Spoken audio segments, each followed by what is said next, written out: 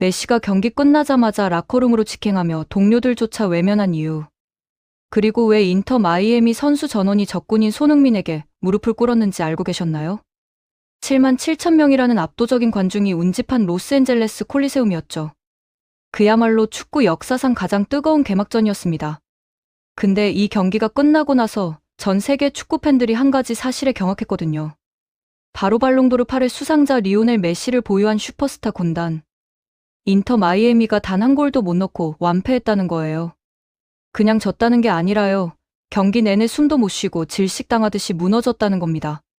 그런데 더 충격적인 건 경기 후 벌어진 상황이었어요. 메시가 기자회견장에서 뭐라고 했는지 아세요? 우리는 팀이 아니라 한 사람의 두뇌에게 패배했다. 이게 무슨 소리냐면요. 메시 본인이 인정한 거죠. 자신들이 진 건 단순히 실력 차이가 아니라 손흥민이라는 천재의 전술적 지능 앞에서 완전히 무력화됐다는 거예요. 더 놀라운 건 메시가 손흥민의 플레이를 뭐라고 표현했냐면요. 체스 그랜드마스터의 축구라고 했습니다. 소름 돋지 않나요? 자, 여기서 잠깐 생각해봐야 할 게 있어요. 메시가 누구입니까? 축구 역사상 최고의 천재 중 한 명이잖아요. 그 메시가 상대 선수를 두고 체스 그랜드마스터라고 표현했다는 건 이건 그냥 예의상 하는 립서비스가 아니라는 거거든요. 진심으로 압도당했다는 고백인 거예요. 실제로 경기를 뜯어보면 이게 얼마나 일방적이었는지 정확하게 보이거든요. 전반 37분이었어요. 손흥민이 하프라인 근처에서 공을 잡았죠. 그 순간 뭐가 벌어졌냐면요. 인터 마이애미 수비수 4명이 동시에 손흥민한테 자석처럼 끌려간 겁니다. 근데 여기서 손흥민의 진짜 천재성이 드러나요. 보통 선수들은 이런 상황에서 어떻게 하냐면요. 일단 돌파를 시도하거나 아니면 안전하게 백패스를 하거든요. 근데 손흥민은 뭘 했냐? 50m를 질주하는 척하면서 수비수들의 무게중심과 심리 상태를 실시간으로 분석했어요. 그리고 그 찰나의 순간에 정확히 수비수들이 가장 대응하기 어려운 각도로 동료에게 패스를 찔러넣은 겁니다. 위르겐 클롭 감독이 이 장면을 보고 뭐라고 했는지 아세요? 손흥민은 공을 받기도 전에 이미 경기장 전체의 그림을 완성하고 있었다. 이게 무슨 뜻이냐면요. 손흥민의 축구 지능이 이미 인간의 영역을 넘어서 데이터 기반 인공지능 수준의 정교함에 도달했다는 거거든요. 클롭이 이런 표현을 쓴 건 처음이에요. 그만큼 충격적이었다는 거죠. 반면에 메시는 어땠냐? 메시는 여전히 과거의 방식으로 축구를 하려고 했어요. 자기가 공을 가지고 직접 돌파해서 상황을 해결하려는 영웅주의적 접근이었죠. 근데 현대 축구에서 그런 방식은 더 이상 통하지 않거든요. 특히 손흥민처럼 팀 전체를 하나의 유기체로 만드는 선수 앞에서는요. 메시는 결국 손흥민의 이타적인 전술망 안에서 질식하고 말았습니다. 이건 개인 능력의 문제가 아니라 시대가 바뀐 거예요. 그런데 경기가 끝나고 나서 정말 기이한 광경이 펼쳐졌거든요. 패배한 팀인 인터 마이애미 선수들이 자기네 주장 메시를 위로하는 대신 전원이 손흥민한테 달려간 겁니다. 이거 상상이 되세요? 적군인 손흥민한테 말이에요. 특히 마이애미의 철벽 센터백 막시밀리아노 팔코는 경기 도중에도 손흥민한테 완전히 압도당했거든요. 그래서 이 선수가 뭘 했냐면요. 경기 중에 이미 두 손을 모으고 손흥민한테 유니폼 교환을 부탁할 정도였어요. 경기가 끝나기도 전에요. 데이비드 베컴 구단주가 이 장면을 보고 뭐라고 했는지 아세요? 우리의 전사들이 적장의 위험에 반해 고개를 숙였다. 이게 무슨 의미냐면요. 팀의 신념 체계 자체가 내부에서부터 붕괴됐다는 거거든요. 선수들이 자기네 팀 주장보다 상대팀 선수에게 더 큰 존경심을 느낀 거예요. 이건 단순한 패배가 아니라 정신적 항복이었던 겁니다. 그래서 메시는 어떻게 됐냐? 메시는 동료들이 손흥민과 포옹하며 웃음을 나누는 동안 철저히 외면당했어요. 발롱도르 8회 수상자라는 명성도 그날 밤 로스앤젤레스에서는 손흥민이라는 거대한 태양 아래서 완전히 빛을 잃은 거죠. 관중석에서 포착된 비공개 영상을 보면 더 충격적이거든요. 메시의 표정이 평소의 침착함을 완전히 잃은 상태였어요.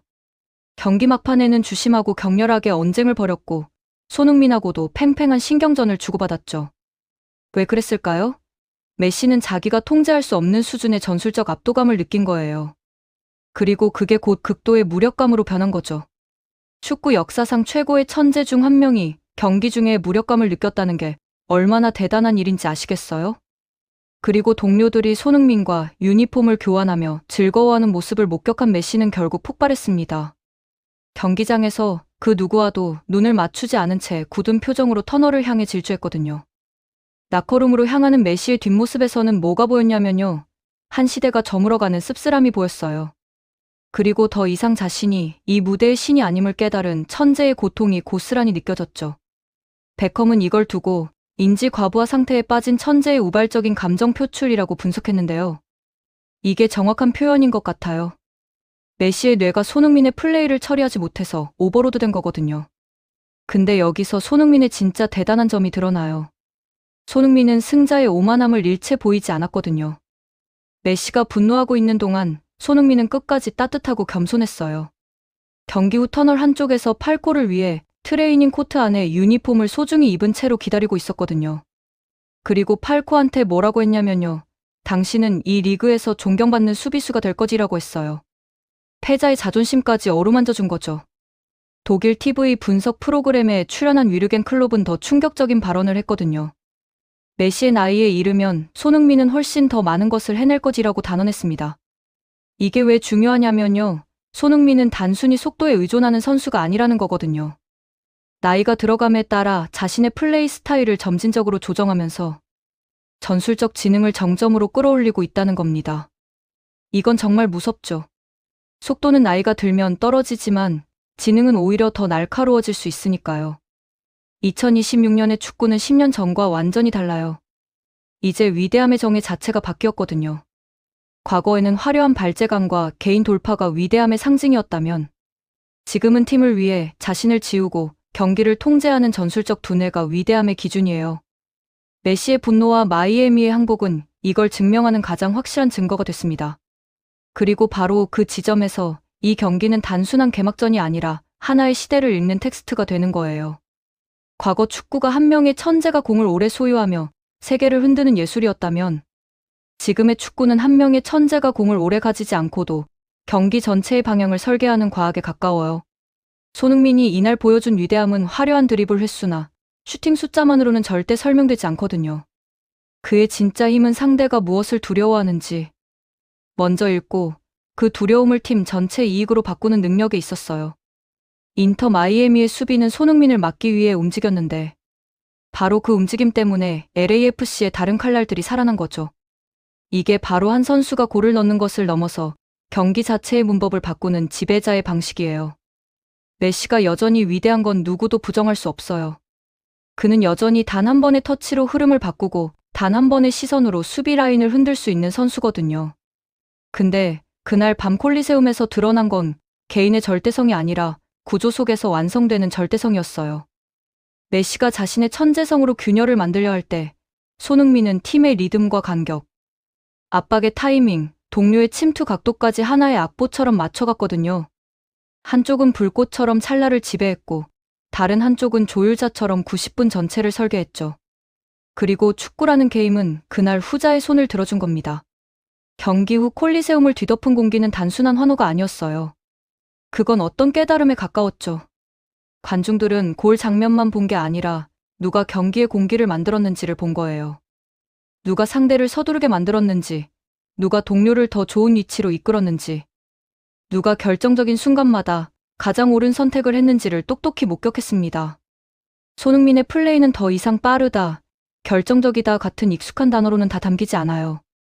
그날의 손흥민은 상대를 무너뜨리는 공격수이면서 동시에 동료를 살리는 플레이메이커였고 동시에 경기의 감정선까지 통제하는 리더였거든요. 인터 마이애미가 무너진 이유도 바로 그 대비 속에서 선명해져요. 그들은 스타의 이름으로 경기에 들어왔지만 LAFC는 하나의 원리로 경기에 들어왔어요. 이름은 상대가 더 화려했을지 몰라도 준비는 LAFC가 더 치밀했죠. 그리고 현대 축구에서 준비된 팀이 천재에게 요구하는 건 언제나 같아요. 혼자서 모든 것을 증명하라. 그날 메시는 그 불가능한 요구 앞에 놓였고 손흥민은 반대로 팀을 통해 자신의 위대함을 증명했습니다. 같은 천재라도 시대가 요구하는 방식에 더 빨리 적응한 쪽이 승자가 된 거예요. 이제 사람들이 묻겠죠. 정말로 이 한 경기로 시대, 교체를 말할 수 있냐고요. 물론 축구의 역사는 그렇게 단순하지 않아요. 전설은 한 경기로 지워지지 않고 새로운 지배자 역시 한 경기로 완성되지 않거든요. 근데 분명한 것도 있어요. 어떤 밤들은 순위표 이상의 의미를 남긴다는 거죠. 어떤 경기들은 결과보다 장면이 오래 살아남고 어떤 장면들은 기록보다 해석을 요구합니다. 2026년 2월의 그 밤이 바로 그런 밤이었어요. 그곳에서 우리는 메시의 쇠퇴를 단정할 필요는 없지만 손흥민의 진화를 더 이상 과소평가할 수 없게 됐거든요. 그리고 어쩌면 이게 가장 중요한 결론일지도 몰라요. 손흥민은 그날 메시를 넘어서기 위해 뛴 게 아니었어요. 그는 그저 자신의 팀이 이기는 가장 정확한 방법으로 뛰었고 그 과정에서 결과적으로 가장 압도적인 존재가 된 거죠. 위대한 선수의 마지막 단계는 자기 자신을 증명하는 데 있지 않아요. 팀 전체를 더 강하게 만드는 존재가 되는 데 있거든요. 콜리세움의 밤, 손흥민은 바로 그 단계에 도달한 듯 보였습니다. 그래서 사람들은 스코어보다 더 큰 걸 기억하게 될 거예요. 한 팀의 승리나 한 스타의 패배가 아니라 축구가 지금 무엇을 위대함이라 부르는지에 대한 대답으려. 그리고 역사의 반대편에 메시가 있었어요. 그는 여전히 공을 가지면 다른 차원의 시간이 흐르는 선수예요. 하지만 바로 그 다른 시간이 그날은 그를 구해주지 못했죠. LAFC는 메시가 시간을 바꾸는 순간을 만들지 못하게 했고 메시가 해결하려는 순간마다 해결의 방식을 바꿨거든요. 메시가 중앙에서 숨을 쉬려 하면 바깥으로 밀어냈고 바깥에서 돌파하려 하면 안으로 접어들기를 막았어요. 마치 메시의 천재성을 인정하면서도 그 천재성이 혼자서 세계를 뒤집는 방식만은 더 이상 허용하지 않겠다는 선언 같았죠. 이게 현대 축구의 냉혹함이에요. 개인의 위대함을 부정하지 않되 개인의 위대함만으로는 승리하지 못하게 만드는 시스템의 시대거든요. 그래서 메시의 분노가 더욱 인간적으로 보였을지도 몰라요. 그 분노는 패배 자체가 아니라 패배의 원인이 자신의 능력 부족이 아니라 시대의 문법이 바뀌었음을 직감했을 때 나오는 종류의 감정이기 때문이에요. 그렇다면 왜 하필 손흥민이었을까요? 왜 수많은 스타들 중에서 손흥민이 새 문법을 대표하는 얼굴처럼 보였을까요? 답은 역설적으로 간단해요. 손흥민은 늘 개인이 아닌 팀을 통해 자신을 증명해왔기 때문이에요. 그는 커리어 내내 조연으로도 주연처럼 빛날 수 있는 방법을 익힌 선수였고 그 방식이 결국 시대가 요구하는 중심에 도달한 거죠. 손흥민은 스포트라이트를 붙잡아두지 않아요. 오히려 스포트라이트가 필요한 순간만 정확히 알고 나머지 순간엔 그걸 동료에게 돌려요. 그 과정에서 팀은 강해지고 상대는 더 두려워하거든요. 왜냐하면 상대가 손흥민을 막는다고 해서 위험이 사라지지 않기 때문이에요. 손흥민은 자신이 막히는 순간 그 막힘 자체를 미끼로 바꿔요. 상대는 그 미끼를 물지 않으면 손흥민에게 뚫리고 물면 다른 칼날에 베이는 거죠. 선택지 자체가 함정인 셈이에요. 이런 경기에서 가장 먼저 무너지는 건 다리가 아니라 머리예요. 마이애미 선수들이 느꼈을 피로는 단순한 체력 소모가 아니었거든요. 무엇을 선택해도 틀리는 것 같은 압박감, 한 번의 망설임이 바로 실점으로 이어질 것 같은 공포. 그리고 메시조차 그 공포에서 팀을 구해내지 못하는 순간의 무력감. 그건 전염돼요. 한 명이 흔들리면 옆의 선수도 흔들리고 그 흔들림이 연쇄적으로 퍼지거든요. LAFC는 그 전염의 경로를 정확히 알고 있었고 손흥민은 그 전염을 가속하는 촉매였어요. 그는 위협으로 상대를 흔드는 동시에 정확함으로 상대의 희망을 끊었죠. 그래서 이 경기는 단순히 스코어 차이 이상의 격차로 느껴진 거예요. 관중들은 바로 그 체감의 차이를 기억해요. 축구는 스코어로 끝나지만 기억은 스코어로만 남지 않거든요. 관중이 집으로 돌아가며 떠올리는 건 몇 대 몇인가 보다 어떤 느낌으로 졌고 어떤 느낌으로 이겼는가예요. 그날 콜리세움에서 마이애미는 한 번도 우세했던 적이 없는 팀처럼 보이는 순간이 많았거든요. 반대로 LAFC는 공을 잃어도 불안해 보이지 않았어요. 불안해 보이지 않는 팀이 무서운 이유는 그들이 이미 다음 장면을 알고 있는 것처럼 보이기 때문이죠. 그리고 사람들은 그런 팀을 지배자라고 불러요. 이제 다음 질문이 남아요. 이 서사가 단지 한 경기의 폭발적인 과장에 불과한가? 아니면 진짜 새로운 질서의 시작인가? 그 답은 단번에 나오지 않을 거예요. 하지만 분명한 건 있어요. 손흥민은 그날 자신을 순간의 스타가 아니라 문법의 선수로 보이게 만들었거든요. 문법의 선수는 시간이 지나도 사라지지 않아요. 속도는 늦어질 수 있지만 판단은 더 날카로워지고 스프린트는 줄어들어도 공간을 읽는 능력은 오히려 더 깊어지거든요.